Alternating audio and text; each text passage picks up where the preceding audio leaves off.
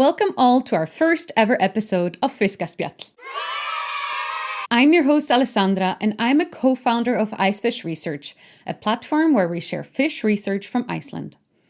We at Icefish Research, Guðbjörg, Like, Teresa, Michelle and I, want to start by introducing ourselves, and we kick off with our newest member, Guðbjörg. I'm beyond excited and hope that you all keep listening until the very end as we share a new fish fact with you in every episode. Today, Guðbjörg will share one of her fishy faves. Everywhere we go, there is something to see. So dive into the blue to discover the world of fish. Fiskaspjall, where we talk about all things fishy. Yeah, hi. So I'm Guðbjörg Jónsdóttir. I'm from Iceland, currently studying Arctic char. More specifically, I'm looking at the shape of their cranial facial morphology. So shape of their bones and how their skulls look. I am working at the specifically the Arctic char group at the University of Iceland. I feel there's so many people studying Arctic char. There should be about 5 of them. Groups. There are smaller groups within the group. Little splinters. Yeah. Offshoots. Yeah. Yeah. So why Arctic char and why biology? Was this like little Guðbjörg dreaming of looking at skulls on little fish bones, or how did you get there? I kind of wish there was like a profound, yes, and in that moment I got, but it's not. It was like a lot of small things, obviously. So as a kid, my parents never really had cable, so if I was watching TV, I could watch RÚV, the National Icelandic Channel, and they would show documentaries on Mondays after the news. And they would very often show David Attenborough documentaries. So I used to watch those a lot as a kid with my parents. And I mean, there is one moment, though, that I remember there was a wasp nest in our backyard. And instead of calling an exterminator, I don't know why my parents did that, they called Erlingur, who was the main entomologist, studying insects at the Náttúrufræðistofa Íslands. This is the Natural Science Institute of Iceland. You can go to their webpage, nat.is, and check out all the amazing projects that they're working on. That's natt.is. And I guess he was doing a project or something where he was collecting wasps or something. So instead of a pest control showing up and killing the wasps, instead he showed up and put them to sleep. And I think he noticed, I was maybe 10 at the time. I think he noticed that, I was showing interest, that I was being kind of curious about this.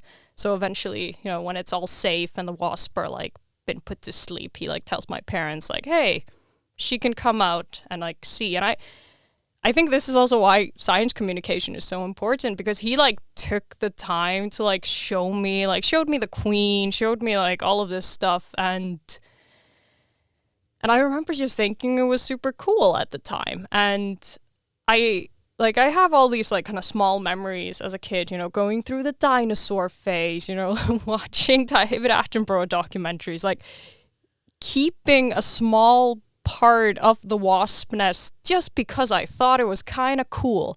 And I never put it together that maybe I was a bit of a biology nerd. It wasn't until mentaskóli, so in high school, when I was complaining to my friends that I wasn't passionate about anything, that I didn't know what I was going to do in university, and they look at me and they go have you not realized that you are super into biology? And I was no, yeah, but that's something that everybody likes. And they were no, not everybody knows random fungi facts. That's just you. I love it. It's this is so adorable. It's haven't you realized that not everybody is super into this very niche little thing? I just thought it was, I was no, it can't be. So in a way you had this very profound moment where you realized yes, what it was. It's just the profound moment was my friends being what? Good friends. Yeah, good friends. Unless, now you have misgivings and you want to go back. It's like, this was all your fault. Yeah, like... Do you think that on like a really bad fieldwork day when it's really cold and things are not working out and I was like, this is all your fault? Yeah, if only you hadn't made me realize. No, I'm glad that I ended up doing what I did. I love it. I think it's very fun, but yeah. So what are you doing right now? Currently, I'm just working on my PhD. So I'm doing a PhD project under the supervision of Arnar Pálsson, where I'm looking at geometric morphometrics, which is, kind of the study of shape. And I'm looking at how the jaw bones have adapted differently in different Arctic char populations around Iceland.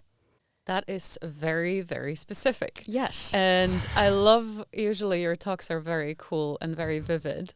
And you have the different jaws usually at events. Mm-hmm. But how did you get there? Like from, liking biology and I guess lichen. Bad pun alert!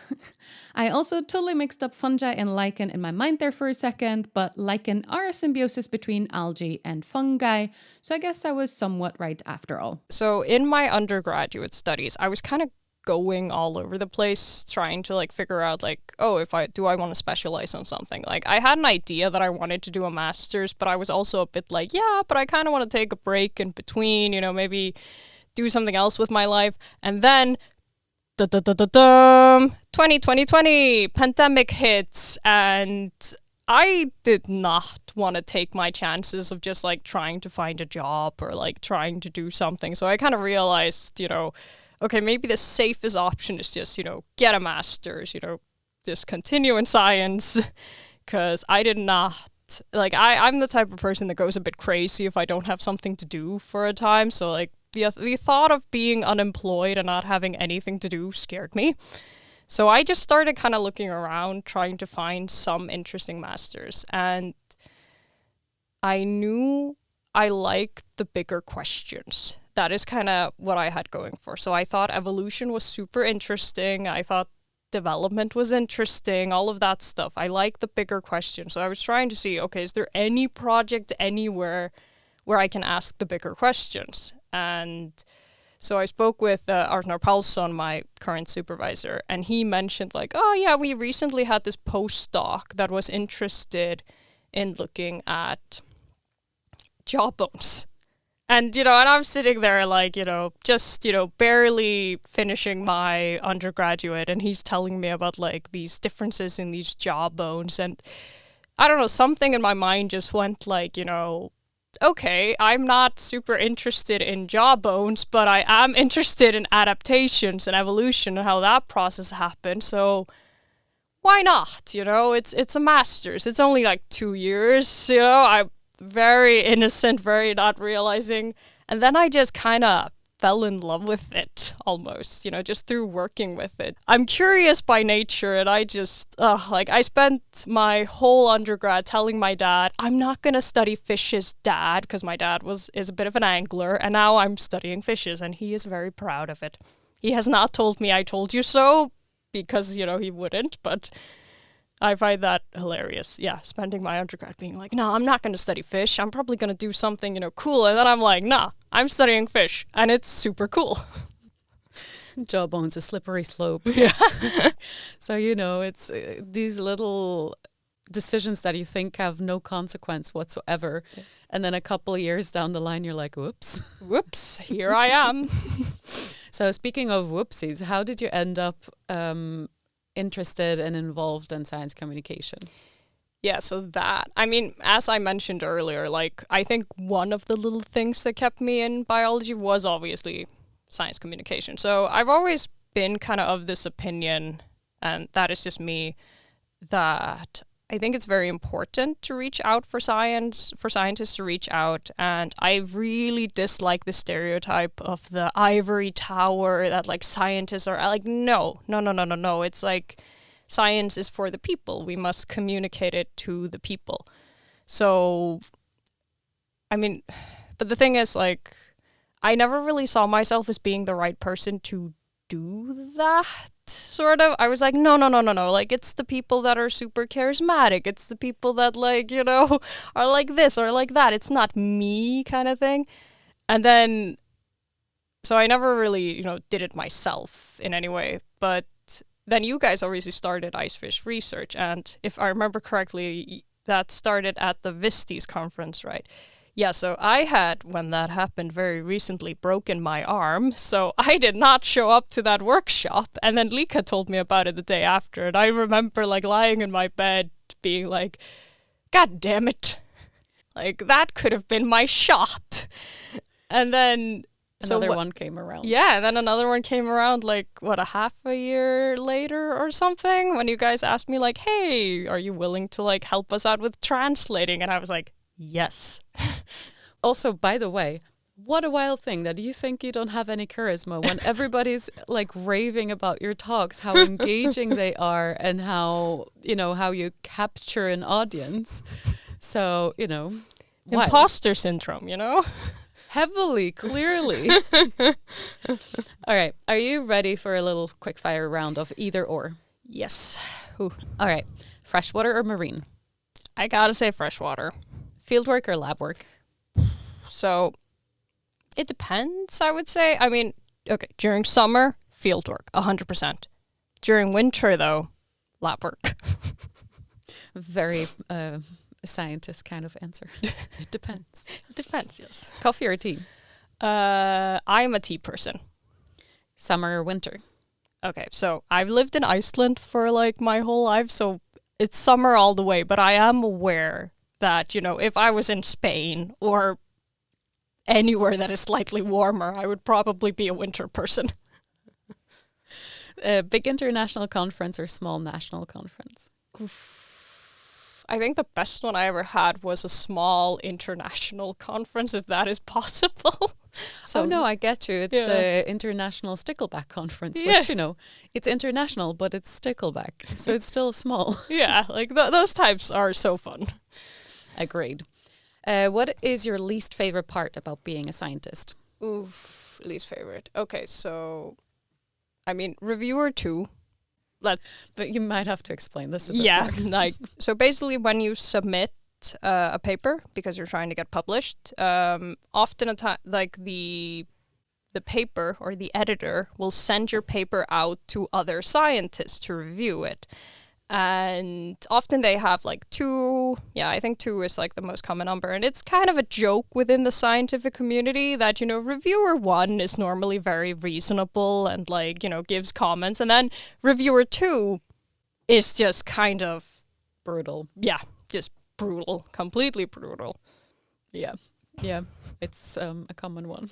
It's a common one. It's very interesting. So reviewer 2, any other things that you dislike about being a scientist?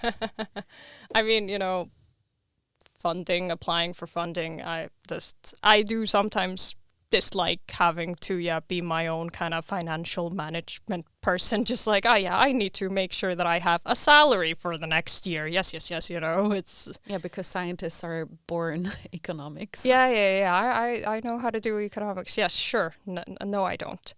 Yeah. So what is your favorite part about being a scientist? Oof, there's so much. I mean, I am a curious little person, and I've always been curious, and I feel like that moment when your results come together, even if it's not significant, even if, you know, they're not that interesting, there's just something about it. I feel like that's when little Guðbjörg comes in and she's like, wow, that's cool, you know, kind of just like, you have an answer, you know, you maybe not the answer you wanted, but it's an answer. And I kind of, you know, after spending years... not years, but like after spending weeks, hopefully not years, weeks, you know, in R, which is a program that we use to like, you know, do statistics. After spending so long, you know, just coding away, getting so many error messages, and then you just, you know, have it. You got the results from the test, you're putting it together, you're realizing the story of the paper you want to write. There's something I like about that. I mean, it's not the most glamorous, because that's normally when we're sitting in front of our computers, but I do try to find the fun in it. Just like, like, hey, I'm getting the story together. I know what I'm doing, kind of. Is there one thing that you would like people to know about your work or science in general, or a misconception that really bugs you and you would like to clear up? I mean, I study evolutionary biology. There's a lot of misconceptions that people have about evolutionary biology, so I do have a long list for that. If we want to keep it more, I guess, on the lighter end, so I'm not getting too, I do. You can go full political and nasty, whatever you want. If it's a burning thing to you, we want to hear it. Yeah, I mean, obviously there's like a couple of things. If I'm getting political, I really dislike people using what they think is basic biology as like, I don't know, as like some sort of rhetoric for why, we should not respect other humans or something. Like,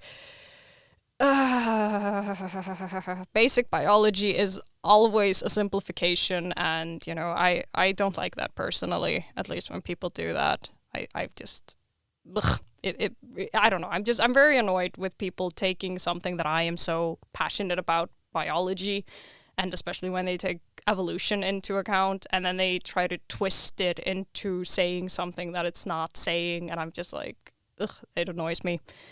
Thank you so much for taking the time and sitting down with me and giving our listeners a little glimpse into who you are and what makes you you and what drives your passion to, get more information about the fish research in Iceland out there. Yes.